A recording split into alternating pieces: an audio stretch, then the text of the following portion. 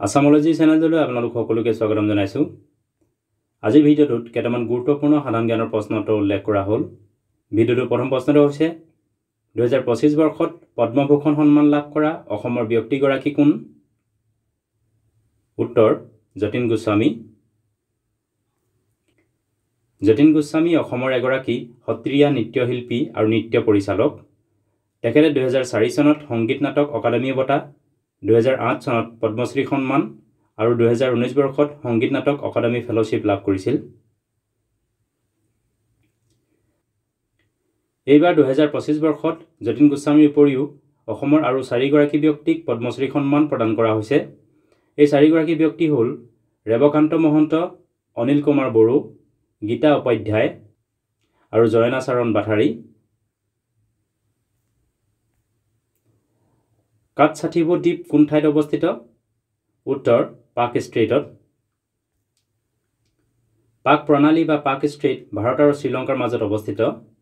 প্ৰণালী হৈছে দুটুকুৰা বৃহৎ ভূখণ্ডৰ মাজত থকা এক ঠেক পানীৰ ভাগ বা জলমাৰ্গ, যি পানীভাগে দুফালে দুভাগ ডাঙৰ পানীৰ ভাগক যেনে সাগৰ, উপসাগৰ বা মহাসাগৰক সংযোগ কৰে।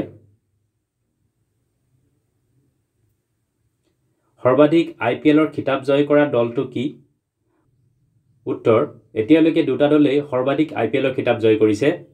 এই দুটা দল হ'ল চেন্নাই ছুপাৰ কিংছ আৰু মুম্বাই ইণ্ডিয়ানছ। দুয়োটা দলেই 5 বাৰকৈ IPLৰ খিতাপ জয় কৰিছে। ক্ৰিকেট খেলৰ লগত জড়িত IPLৰ ফুল ফৰ্ম হ'ল ইণ্ডিয়ান প্ৰিমিয়াৰ লীগ। ষষ্ঠ বিমষ্টেক সন্মিলন 2025 বৰ্ষত কোন ঠাইত অনুষ্ঠিত কৰা হৈছে? উত্তৰ থাইলেণ্ডৰ বেংককত। ষষ্ঠ বিমষ্টেক সন্মিলন যোৱা 4 এপ্ৰিলৰ পৰা 6 তাৰিখলৈকে থাইলেণ্ডত অনুষ্ঠিত কৰা হৈছে। 2025 বৰ্ষৰ বিমষ্টেক সামিটৰ থিম হৈছে BIMSTEC prosperous, resilient and open. বিমষ্টেকৰ ফুল ফৰ্ম হ'ল bay of Bengal initiative for multi sectoral technical and economic corporation.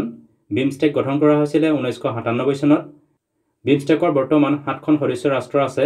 এই 7খন সদস্য ৰাষ্ট্ৰ হ'ল ইণ্ডিয়া, নেপাল, ভূটান, বাংলাদেশ, ম্যানমাৰ, শ্ৰীলংকা আৰু থাইলেণ্ড।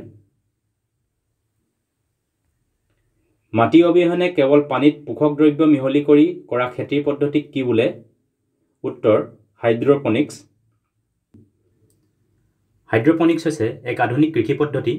বিশেষকৈ নগৰ অঞ্চলৰ অট্টালিকাসমূহত বা যিবিলাক ঠাইত কম পৰিমাণৰ কৃষিভূমি উপলব্ধ তেনেকুৱা ঠাইত কৰিব পৰা হাইড্ৰপনিক্স হৈছে এক উত্তম কৃষি পদ্ধতি। আন্তঃৰাষ্ট্ৰীয় নাৰী দিৱস 2025 বৰ্ষৰ থিম কি আছিল? উত্তৰ আন্তঃৰাষ্ট্ৰীয় নাৰী দিৱস 2025 বৰ্ষৰ থিম আছিল for all women and girls rights, equality and empowerment. গোৱালপৰীয়া লোকগীতৰ সম্ৰাজ্ঞী বুলি কোনগৰাকী শিল্পীক কোৱা হয়? উত্তৰ প্ৰতিমা বৰুৱা পাণ্ডে।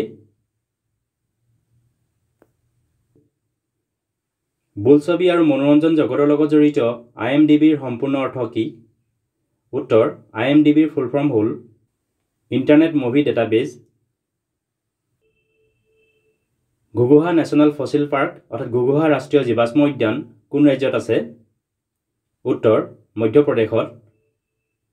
জীৱাশ্ম উদ্যানবিলাকত প্ৰাচীন কালৰ জীৱ আৰু উদ্ভিদৰ জীৱাশ্মসমূহ সংৰক্ষণ আৰু প্ৰদৰ্শন কৰা হয়। এইকেইটা আছিল কেইটামান গুৰুত্বপূৰ্ণ জিকে। ভিডিঅ'টো চোৱাৰ বাবে ধন্যবাদ। যদি ভিডিঅ'টো ভাল লাগিলে লাইক কৰিবলৈ, লগতে চেনেলটো ছাবস্ক্ৰাইব কৰি ল'বলৈ অনুৰোধ জনালোঁ। ধন্যবাদ।